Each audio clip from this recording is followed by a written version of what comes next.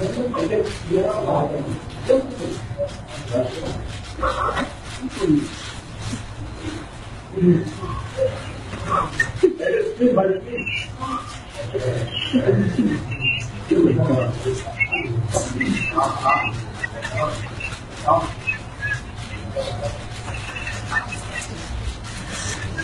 অবস্থা করেছি, সারাদিন আমি মানুষটা কিছু খেতে পর্যন্ত পারিনি, আমার বাড়ির লোকজনকে কিছু খেতে পর্যন্ত দেয়নি।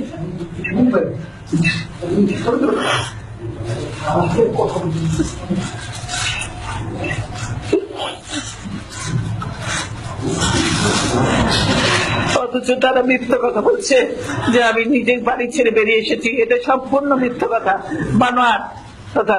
তারা জবরদস্তি ধাক্কা মেরে আমাকে বাড়ি থেকে বের করেছে।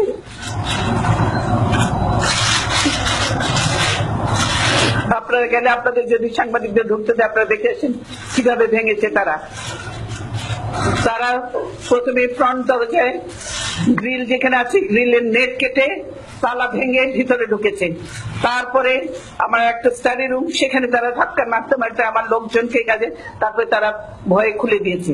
তারপরে আমার বেডরুমে এসছে, বেডরুমে ধাক্কা মেরে মেরে মেরে মেরে লাথি মেরে মেরে মেরে সব ইয়ে করে, তারপরে বেডরুমে ভেঙে, এখনো আছে ভাঙা, ভেঙে তারপরে তারা ঢুকেছে ভিতরে। ভিতরে ঢুকে সব লাঠি ছোটা নিয়ে সব ঢুকেছে ভিতরে, ঢুকে সব আবার জিনিসপত্র সব ই করেছে, এমন ভাবে ইয়ে করেছে, তারা টানতে টানতে নিয়ে এসেছে। গভীর দুঃখে ভরা মন নিয়ে আপনাদের উদ্দেশ্যে দুটি কথা বলবো।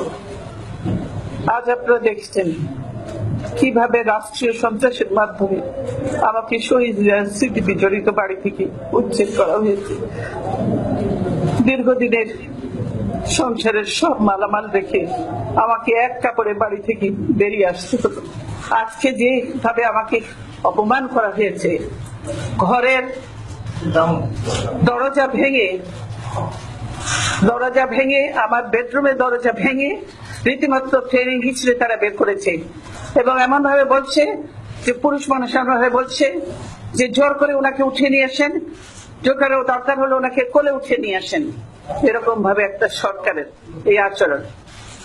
ওনারা ধাক্কা দিয়ে আমাকে গাড়িতে উঠিয়েছেন, আমাকে সব নিয়ম নীতি উপেক্ষা করে নজিরবিহীন ভাবে বলপূর্বক উচ্ছেদ করা হলো। এতে মহামান্য আদালতের সম্মান, অভিপ্রায় ও ভাবমূর্তিকে জঘন্য পন্থায় পদদলিত করা হলো।